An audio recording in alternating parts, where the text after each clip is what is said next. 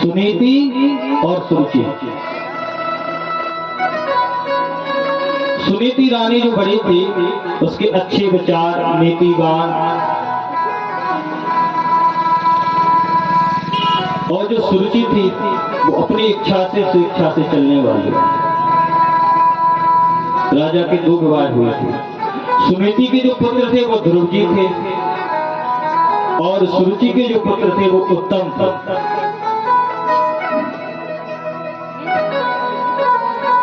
परंतु सुरुचि अधिक सुंदर थी, तो राजा सुरुचि को अधिक चाहते थे, सुनीति को कम चाहते थे। एक दिन राजा अपने पुत्र उत्तम को दुलार कर रहे थे और ध्रुव जी के मन में विचार आया कि हम भी पिता की गोद में बैठ जाएं। तो जैसे ही ध्रुव जी महाराज अपने पिता की गोद में बैठना चाहते ही तो थे कि सुरुचि सामने से आई और नीचे पटक दिया। भले तो महाराज का पुत्र हो, तूने हमारे उदर से जन्म थोड़ी लिया, अरे तू मेरे सौत का है बेटा। जाओ पहले भगवान की तपस्या करो, भगवान तुम्हें वरदान दे, जब तो हमारे गर्भ में भेजे तो मैं मुझसे जन्म ले, जब तू इस आसन का अधिकारी होगा तब तुझे सिंहासन मिलेगा। अपमानित करके भगा दिया। देखो उसने अपने गर्भ को इतना बड़ा समझ लिया कि भगवान की तपस्या करो तो भगवान तुझे भेजेंगे। सारी बात ध्रुव जी ने अपनी माता सुनीति को बताया।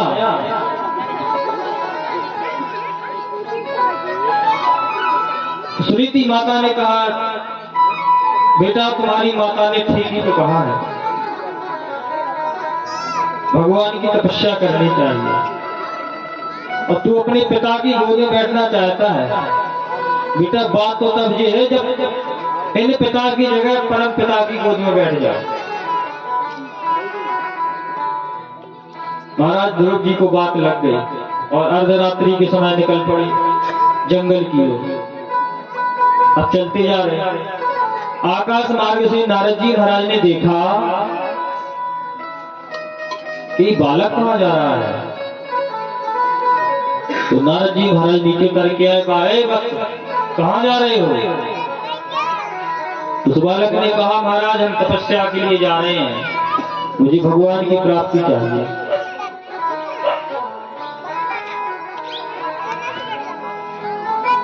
नारद जी महाराज ने कहा, इतना छोटा सा बालक और तपस्या के लिए, कितनी 5 वर्ष के तो थे।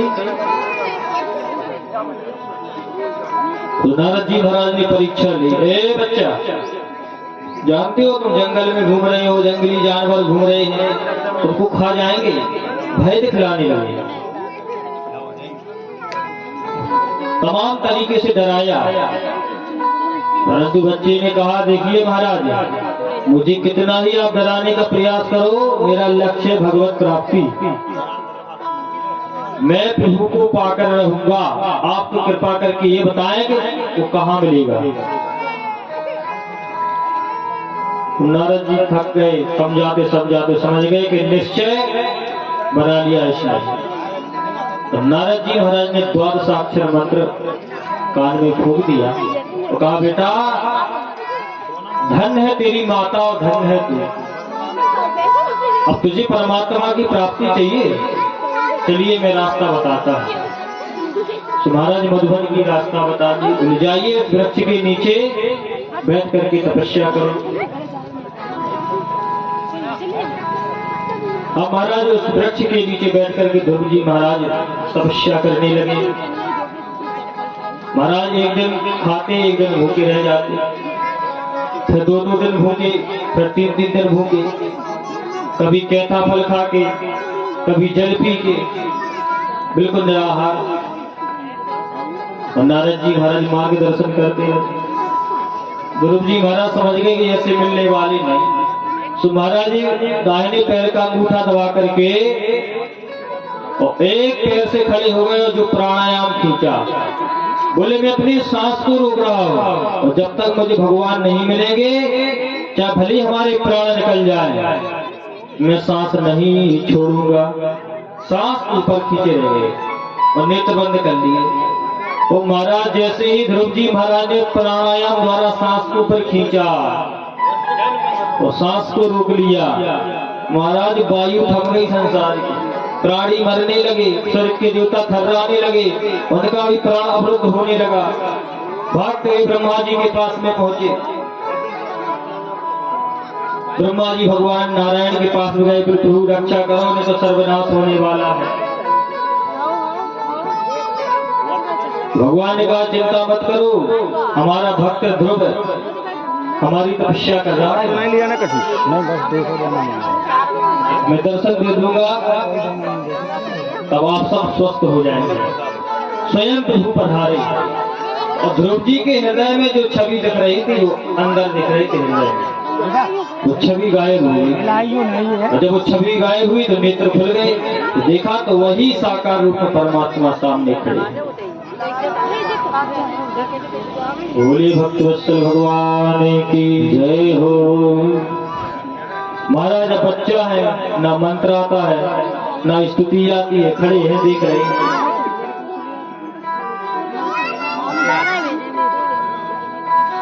तो भगवान ने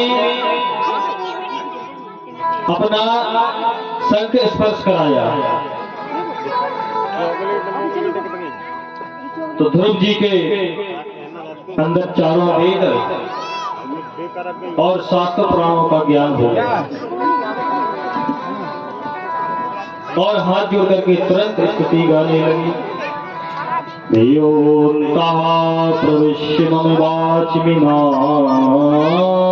प्रसुप्तां संजीवयत्यखिल शक्तिधरा स्वधाम्ना अन्यास्य हस्तचरणं सुवर्णत्वगादि प्राण नमो भगवते पुरुषाय तुभ्यम्।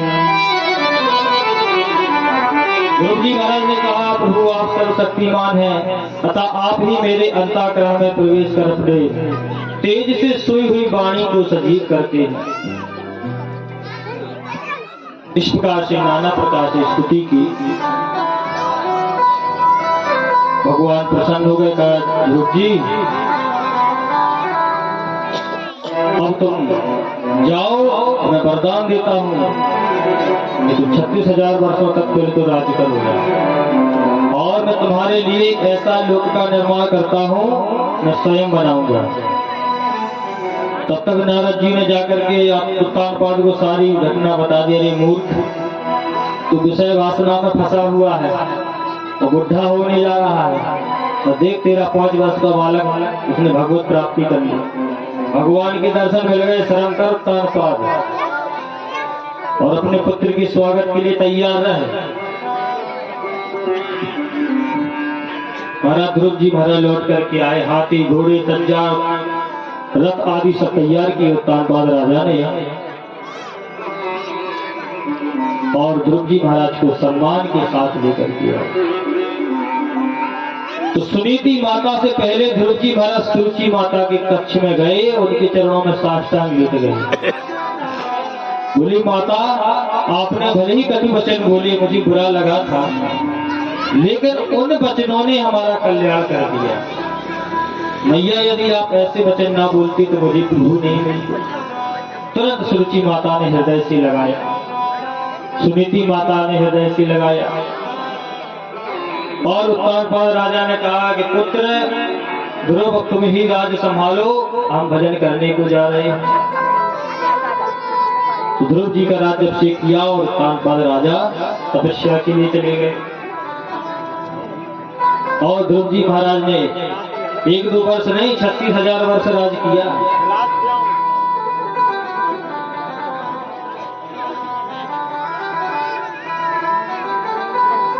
एक दिन ध्रुव जी महाराज के छोटे भाई यक्षों का बगीचा पेड़ों को काटने लगे, बगीचा को विध्वंस करने लगे। तो यक्षों ने क्या किया, मिलकर के उत्तम को मार डाला।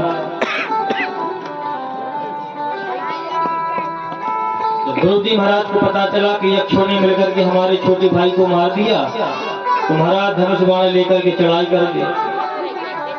और महाराज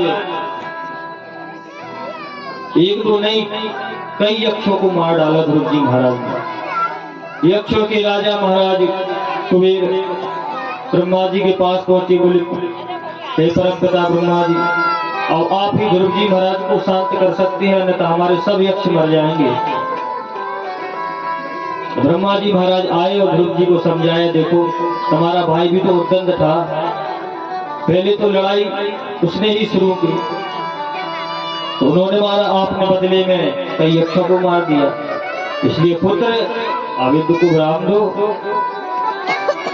और ब्रह्मा जी महाराज ने समझा करके वापस कर दिया। ध्रुव जी महाराज ने कई वर्षों तक राज्य किया और उनका विवाह हुआ और उनके पुत्र हुए। जब समय आया तो भगवान के पार्षद लेने आए, तो ध्रुव जी महाराज शरीर जाने लगे, तो स्वयं साक्षात मृत्यु खड़ी हो गई। बोले महाराज ये मृत्यु लोक है, शरीर तो त्यागना ही पड़ेगा। बोले अच्छा हमको मरना पड़ेगा? बोले वो तो नियम है, हम यहाँ की देवी है, हमारा तो स्पर्श होगा ही। तो भगवान के पार्षदों ने कहा, बोले इनसे कहो कि अपना सिर झुकाए। और जो मृत्यु देवी ने सिर झुकाया, तो ध्रुव जी ने सिर पर पैर रखा और तुरंत विमान से चढ़ गए। और मृत्यु देवी टुकुर टुकुर देखने लगी। तो ध्रुव जी महाराज का शरीर विमान में बैठ करके चले, और आज भी तारामंडल पर चमकते हैं, ध्रुव जी के दर्शन होते हैं। बोले भक्तवत्सल भगवान की जय हो। बोले वृंदावन बिहारी लाल की। दिल से पुकारो प्रभु, दिल से पुकारो प्रभु, दौड़े चले आएंगे। दिल से पुकारो प्रभु, दौड़े चले आएंगे। दिल से पुकारो प्रभु, हो आकर के दिनों की, आकर के दिनों की लाज को बचाएंगे। दिल से पुकारो प्रभु।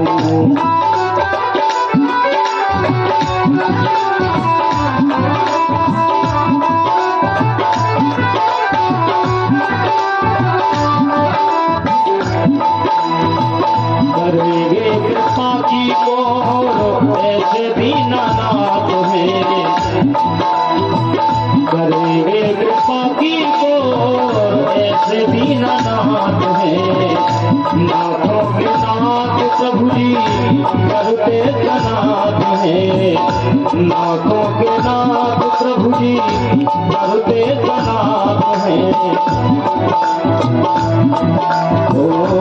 देते सहारा जो भी,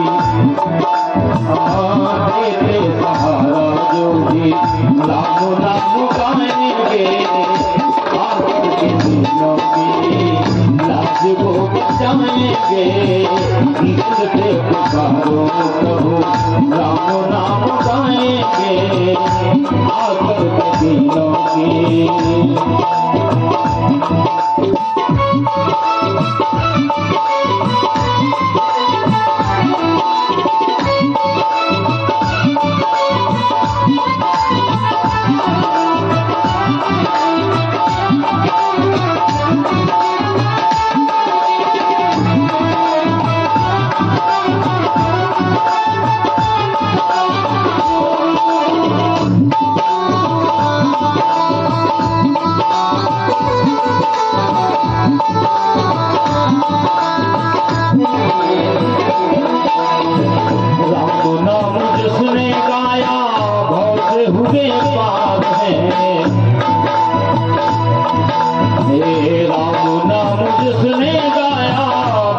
हुए पार है। तुलसी दास जिनने जोड़े उनसे तार है। तुलसी दास जिनने जोड़े उनसे तार है।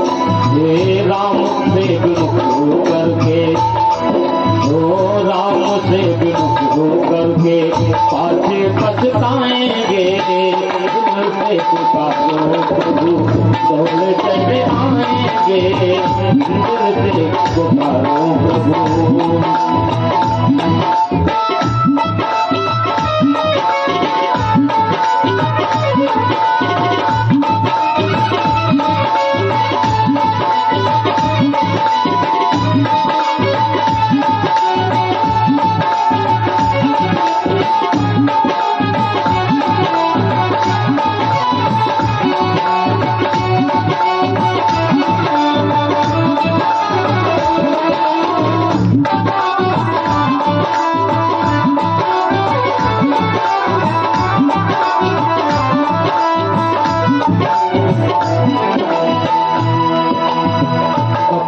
कटार अपने मन से बुलाइए, कपट की कटार अपने मन से है त्यागिए,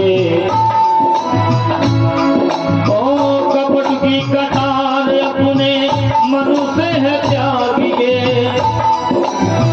कपट की कटार अपने मन से है त्यागिए, आलस की नींद छोड़ जल्दी से जागिए, आलस की नींद छोड़ जल्दी से जागिए, ये जागोगे तो पाओगे, हाँ जागोगे तो पाओगे, नहीं सोते रह जाओगे, दिल से पुकारो प्रभु दौड़ चले आएंगे, आकर दिनों की लाज को बचाएंगे, दिल से पुकारो प्रभु।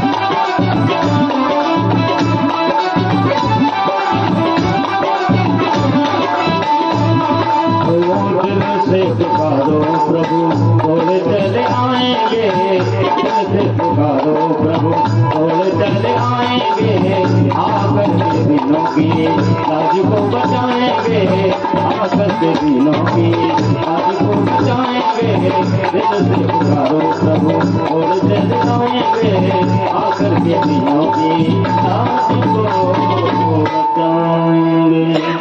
थोड़े भक्तवत्सल भगवान की जय हो। अब आगे सुखदेव जी राजा परीक्षित से कहते, राजा ध्रुव जी के वंश में आगे राजा बैन हुए, बड़े धर्मात्मा राजा थे, परंतु उन्हीं अंग का पुत्र बैन बड़ा अधर्मी और दुराचारी, वो इतना बड़ा अनुमानी जी कहे कि देखो हम भगवान हैं, भजन पूजन बंद करा दो, यज्ञ पाठ पूजा सब कुछ बंद कराओ। महाराज जी अत्याचार फैलाने लगा चारों तरफ। ब्राह्मण लोग आए, ब्राह्मणों ने समझाया, देखो भैया यज्ञ आदि पूजन होते हैं तो इंद्र आदि देवता बारिश करते हैं, और जब बारिश होती है तो पृथ्वी माता अन्न आदि देती है, यज्ञों से सब कुछ होता है, तुम ये सब काम बंद करा रहे हो। तो महाराज ब्राह्मणों का अपमानित करने लगा, उल्टा सीधा बोलने लगा। ब्राह्मणों ने क्रोध में श्राप दे दिया तो उसकी मृत्यु हो गई। अब मृत्यु हो गई, अब ब्राह्मण सोचने लगे, हे भगवान जिसका कोई पुत्र भी नहीं था, तो उसके शरीर को मथा तो स्वयं साक्षात भगवान नारायण पृथु के रूप में प्रकट हुए। बोले पृथु भगवान की जय हो। पृथु महाराज की जय जयकार हो चारों तरफ से होने लगी। वृंदावली गाने वाले भी आ गए, तो पृथु महाराज ने रोक दिया, बोले क्यों, अभी हमने कुछ किया ही नहीं, और खामोखा हमारा बखान कर रहे हो। तो सब मुस्कुरा करके शांत हो गए, और सब देवताओं ने स्तुति की पृथु महाराज की। अब देखा चारों तरफ कि धरती ऊसर हो गई, बीजहीन। तो इस बात पर पृथ्वी माता पर बड़ा क्रोध आया, और जैसे ही धनुष पर बाण रखा तो पृथ्वी माता गाय के रूप प्रकट हुई, कांपने लगी और भागने लगी। अंत ब्रह्मा जी ने सारा किया, बोले इनसे कोई नहीं बचा सकता, स्वयं नारायण है, इन्हीं की शरण में जाओ। तब स्तुति की। तब पृथु महाराज ने पात्र को और जिन जिन देवताओं को बछड़ा बनाया पृथ्वी माता द्वारा दोहन किया। बृहस्पति महाराज को बछड़ा बनाया तो वेद आदि का दोहन किया। जिन जिन देवताओं को जिस माध्यम से बछड़ा बनाया गया उस वस्तु का दोहन किया गया। अब पृथ्वी जी महाराज के मन में विचार आया कि यज्ञ करें, तो उन्होंने अश्वमेध यज्ञ किया। इनकी भी कई यज्ञ हो गए तो इंद्र ने भी खुरापात किया। इंद्र घोड़ा चुराने लगा तो जो पृथ्वी जी के पुत्र थे वो इंद्र का पीछा किया और घोड़ा छुड़ा करके वापस लाए। और इंद्र को ये डर लग रहा था कहीं ये 100 यज्ञ ना पूरे कर ले, और जो 100 यज्ञ कर लेता है तो उसे इंद्र का पद प्राप्त हो जाता है। वो इंद्र को डर लग रहा था कि इसने 100 यज्ञ पूरे कर लिए तो हमारा पद गया। तो ये अपने प्रयास किया था। महाराज ने फरमाया, फैलाई इंद्र ने, अंधकार छा दिया और घोड़ा फुरा लिया और फिर भागने लगा। तो उसी बीच में अत्रि मुनि थे, तो सारा क्या बोले देखो वो इंद्र ले जा रहा है। तो फिर पीछा किया तो फिर छुड़ा करके लाए। सब पृथु महाराज देख रहे थे। तो पृथु महाराज ने हाथ जोड़ करके ब्राह्मणों से कहा, बोले महाराज एक निवेदन है। बोले बताओ। हम आपसे विनती कर रहे हैं। बोले बताओ। बोले कुछ देर के लिए यदि आप वेद मंत्र बंद कर दें और हमें उठने की आज्ञा दें आसन से। बोले क्यों? बोले पहले इंद्र को समझा लें, ये बार बार चोरी कर रहा है हमारे घोड़े। ब्राह्मण देवता बोले सुनो महाराज, एक बार बैठ चुके दोबारा नहीं उठना चाहिए। मंत्र शुरू हो गया तुम चिंता नहीं करोगे। बोले मंत्रों द्वारा ही हम इंद्र को बांधते हैं, वही हवन कुंड में हम स्वाहा करते हैं। बोले ठीक है महाराज। और जैसे ही ब्राह्मण देवता हाथ में सुरवा लिए और घी लिया, इंद्र को बांधने का मंत्र बोला और इंद्र बंधने लगा। और जैसे ही स्वाहा करने वाले थे तो ब्रह्मा जी महाराज प्रकट हुए। बोले ब्राह्मण देवता ये क्या कर रहे हो? बोले कुछ नहीं, इंद्र को भस्म कर दूंगा। अरे नहीं, बोले इंद्र को जब भस्म कर दोगे इंद्र मर जाएगा तो स्वर्ग की व्यवस्था गड़बड़ा जाएगी। और ब्रह्मा जी ने समझा बुझा करके पृथु महाराज को शांत किया, ब्राह्मणों को शांत किया। उन्हीं के बीच में भगवान प्रकट हुए। बोले भक्तवत्सल भगवान की। भगवान ने कहा हमने तुम्हारा यज्ञ जो अनुष्ठान तुमने किया है उससे मैं प्रसन्न हूँ, आप वरदान मांगे क्या चाहिए। अब इंद्र खड़ा था और सोच रहा था कहीं ये ना बोलने के प्रभु हमें इंद्रासन दे दो। पृथु महाराज ने कहा, बोले प्रभु हमसे खुश हैं आप। बोले आप मुझे देना चाहते हो तो हमें 100 कान दे दो, सुनने की शक्ति। 100 कान सुनते ना, वो शक्ति दे दो मुझे। बोले क्यों 100 कान क्यों मांग रहे? बोले प्रभु हम इसलिए 100 कान मांग रहे हैं कि आपकी लीला कथाओं का श्रवण करता रहूं, आपके गुण गानों का वर्णन सुनता रहूं, बस यही चाहिए। सो इंद्र के छाती में शांति मिली। बताओ, बोले इतनी सी बात के लिए कर रहे थे यज्ञ। भगवान ने कहा जाओ तथास्तु, 100 कानों की शक्ति तुम्हारे अंदर सुनने की शक्ति प्रकट होगी और तुम कभी हमारी कथाओं से छपोगे। इन्हीं आगे जाकर के भगवान ने पुनः अवतार लिया ऋषभ देव जी के रूप में। बोलो ऋषभ भगवान की जय हो। भगवान ऋषभ ने भी धर्म पूर्वक पृथ्वी पर शासन किया। उनके ऋषभ भगवान के भी 100 पुत्र थे। सबसे बड़े का नाम था भरत। प्रजा का पालन, राजनीति सब कुछ सिखाया। और ये कहा, बोले पुत्र जीवन सदा त्यागमय होना चाहिए। अधिक ममता और मोह करोगे तो आत्मा में कष्ट होता है। और ज्ञान का उपदेश देकर के ऋषभ भगवान चले गए और भरत जी को राज सौंप गए। भरत जी ने भी धर्म पूर्वक राज्य का शासन किया। समय आया तो इन्होंने भी अपने पुत्र को राज दिया, ये भी जंगल की ओर निकल गए, हम भी भजन करेंगे। अब महाराज गंडकी नदी के किनारे बैठे बैठे भजन कर रहे थे, तो एक मृग आई वहां पे और जल पीने लगी। और जैसे उसने सिंह की दहाड़ सुनी, क्योंकि वो मृग गर्भवती थी ना, तो दहाड़ सुन करके वो घबरा गई और नदी में कूद गई और डर के मारे उसका प्रसव निकल गया, बच्ची न जन्म ले लिया और वो मृग का प्राण हो गया। अब वो बच्चा बहने लगा तो भरत जी महाराज ने छलांग लगाई और उस बच्चे को पकड़ लिया, नदी से बाहर निकाला, उसको पहुंच करके धीरे धीरे उसका लालन पोषण करने लगे। अब महाराज भजन करने आए थे, लेकिन भजन तो छूटता गया और उस मृग में मोह फंसता गया। अब महाराज वो तो जितना प्रेम करोगे, पशु है वो आपसे प्रेम करेगा, कभी बगल में बैठ जाए, कभी चाटने लगे, कभी परेशान करने लगे, तो बड़े प्रसन्न होते भरत जी महाराज की, बताओ हमको ही अपना माँ बाप समझता है। एक समय आया कि मृग का झुंड आया वहां पर और उस बच्चे ने अपने सजातीय मृगों को देखा, उन्हीं के साथ में वो जंगल की तरफ भाग गया। अब महाराज मोह में इतने फंसे थे उस मृग के बच्चों को चारों तरफ ढूंढने लगे, यहाँ तक कि इतने पागल हो गए कि पेड़ पौधों से भी पूछने लगे और उसकी याद करते करते भरत जी महाराज का भी प्राणांत हो गया। अब देखिए अंतिम समय में जो याद करोगे ना, अगले जन्म में वही बनना पड़ता है। भरत जी महाराज को मृग की योनि मिली, लेकिन देखो इतना अनुष्ठान, पूजा पाठ और धर्म का इतना प्रभाव था कि उनको पुरानी स्मृति याद रही। तो बैठे बैठे सोचने लगे, बोले बताओ आए थे भजन करने, एक मृग में हमारी आत्मा फंस गई, तो देखो इसका ये हुआ कि अगले जन्म में मुझे मृग ही बनना पड़ा।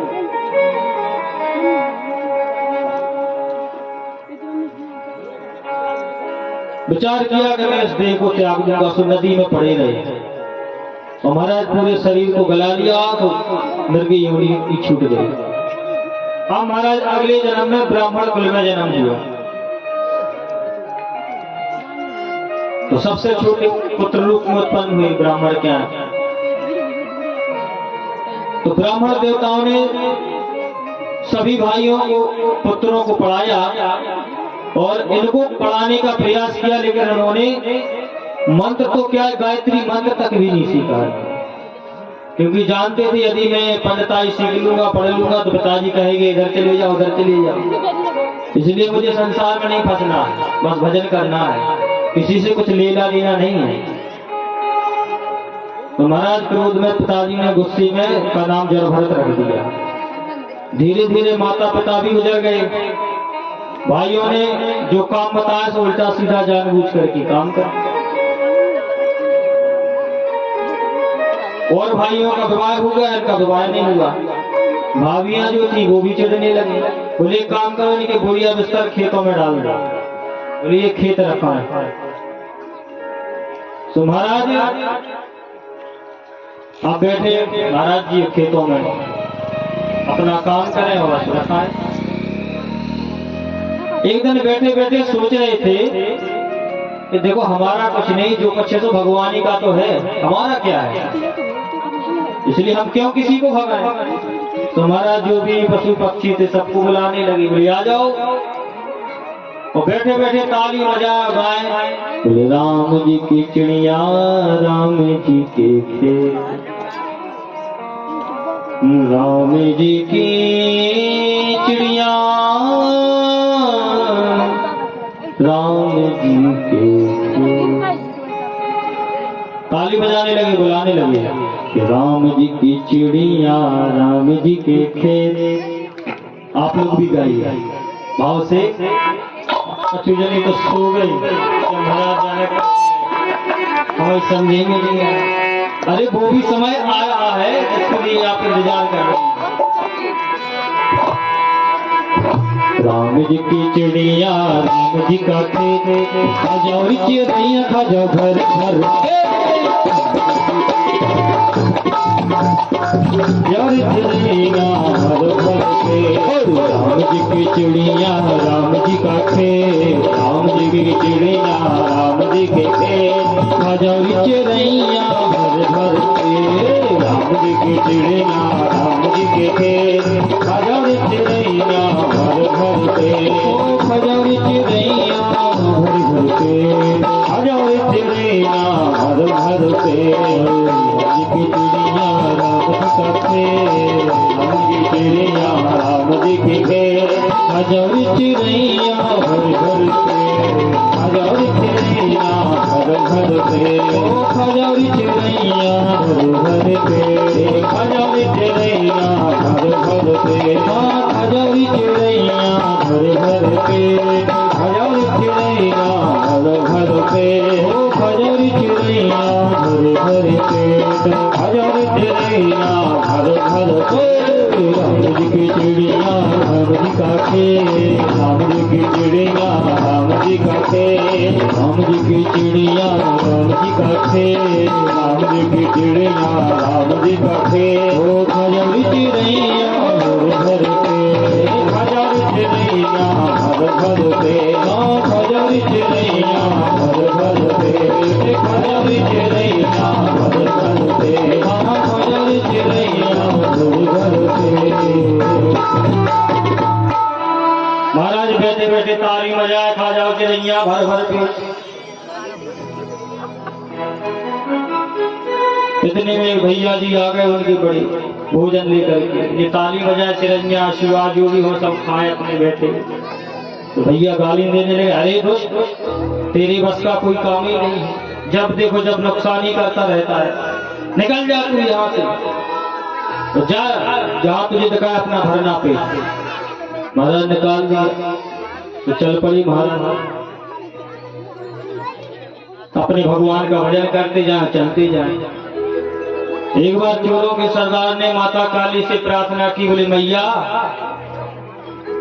हमारे घर पोते का जन्म हो जाए तो हम नर बलि चढ़ाएं। बोले पोते का जन्म हो जाए तो नर बलि चढ़ाएं। तो कुछ दिन के उपरांत उसके यहाँ पोता हो गया। तो चोरों के सरदार ने कहा जाओ बढ़िया देखो आदमी कोई बलि के लिए। तो महाराज चोर ढूंढी रहे थे, तो महाराज जी चले जा रहे थे रस्ते। बोले कहाँ जा रहे? बोले कहीं नहीं, फालतू घूम रहे। बोले चलो, बोले हमारे सरदार जी ने बुलाया है। तो पहुंच गए, बोले साहब सरदार? बोले देखो ले आए। अरे बोले अच्छा हट्टा कट्टा दिखाई पड़ रहा है। तो महाराज जी को बढ़िया तो खिलाया पिलाया, बढ़िया वस्त्र पहनाए और माता काली जी के मंदिर में ले गए और कहा अब तुम्हारी बलि चढ़नी है। जड़भरत जी महाराज ने कहा, बोले बताओ ना हमने किसी का कुछ बिगाड़ा, ना कुछ अपनी अच्छी भली चले जा रहे, बिना मतलब का ही हमको दंडित कर रहे। चलो कोई बात नहीं, वैसे ही 2 बार शरीर छूट चुके, तीसरी बार माता के चरणों में देह को त्याग दूंगा। और जो सिर झुकाया तो माता काली ने भी सोचा कि अरे राम राम राम राम, मेरे सामने ब्रह्म ज्ञानी की हत्या, और ब्रह्म ज्ञानी की हत्या यदि हमारे सामने हो गई तो संसार के प्राणी यही कहेंगे कि देखो माता की ममता पर संदेह करेंगे कि देखो माता चाहती तो बचा सकती थी।